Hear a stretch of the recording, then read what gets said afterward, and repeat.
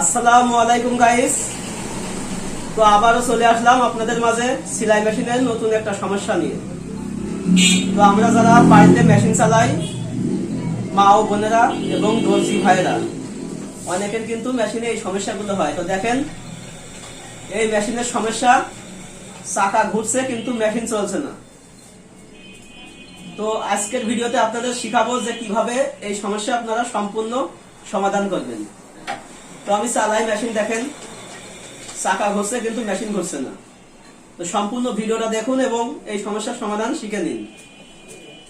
প্রথমে আমাদের কি করতে হবে, যদি চাকা ঘরে মেশিন যদি না ঘরে, মেশিন যদি না চলে, তো আমরা প্রথমে এই যে ফিতা, এই ফিতা কিন্তু আমরা খুলে নেব। তো এই পাশটা আমরা ফিতা খুলে নিলাম। তো তারপরে এই মেশিন আমাদের কিন্তু এই স্ট্যান্ড থেকে তুলে একটা টেবিলের পরে বা এই স্ট্যান্ডের টেবিলের পরে আমরা রাখবো।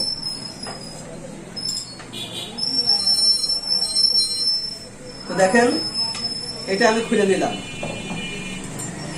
তো এই যে দেখতে পাচ্ছেন, এই নাটটা যদি লুজ হয়ে যায় তাহলে কিন্তু শুধু এই চাকা ঘরে মেশিন চলে না।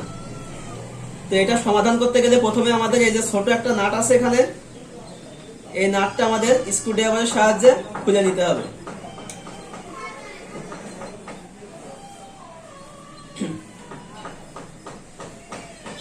তো দেখেন, এটা আমি খুলে এক সাইডে রেখে দিলাম ঠিক এইভাবে। তো যদি দেখেন এটা টাইট, যদি দেখেন এই নাটটা টাইট, তাহলে কিন্তু আমাদের একটা হাতুড়ি এবং বেনা লাগবে। তো অনেক সময় বেনা থাকে না, তো তার জন্য কিন্তু আমরা পেরেক, 5 ইঞ্চি পেরেক বা স্ক্রুড্রাইভার কিন্তু আমরা ব্যবহার করতে পারি। তো সবচেয়ে বেশি ভালো হয় পেরেক বা বেনা ব্যবহার করবে। তো যদি এটা টাইট থাকে তাহলে এটা কিন্তু এইভাবে ধরে উল্টো দিকে, এভাবে উল্টো দিকে বাড়ি দিয়ে এটা খুলতে হয়। তো আমার এটা টাইট নেই, তো আমি কিন্তু এটা হাত দিয়ে এইভাবে খুলে দিচ্ছি, দেখেন। তো এটা শুধু চাকা ঘুরছে, মেশিন ঘুরছে না, কারণ হচ্ছে এই যে দেখতে পাচ্ছেন একটা লক, এই লকটা ঠিকঠাক মতো লেগে নাই এবং এটা কিন্তু লুজ হয়ে যাওয়ার কারণে। তো এটা সমাধান করতে গেলে আমাদের মেশিন কিন্তু এইভাবে রাখতে হবে। তো আপনি চাইলে নিচে একটা কাট দিয়ে নিতে পারেন। তো এই যে দেখতে পাচ্ছেন,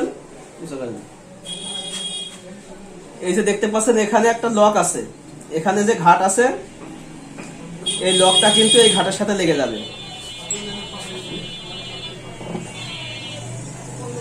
এর কিন্তু উল্টো সোজা আছে, যদি আপনি এইভাবে লাগান তাহলে কিন্তু এই যে উঁচু হয়ে গেছে, এই নাটটা লাগাতে কিন্তু সমস্যা হবে।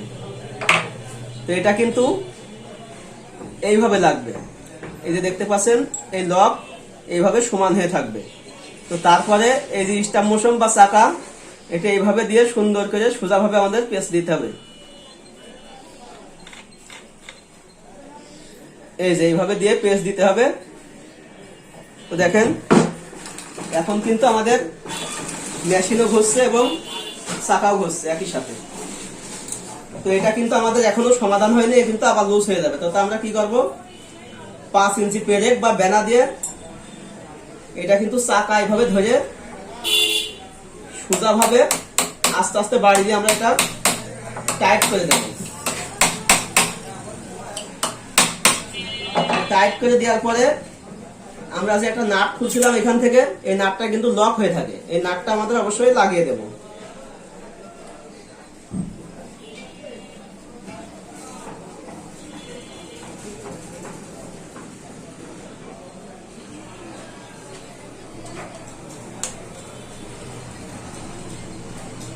তো আমাদের কিন্তু এই সমস্যাটা সম্পূর্ণ সমাধান।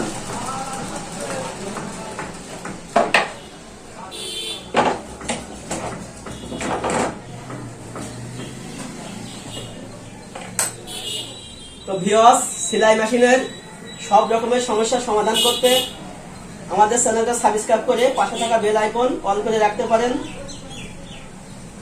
আর যদি আপনাদের মেশিনে কোনো সমস্যা থাকে তো কমেন্ট বক্সে আমাদের জানাতে পারেন।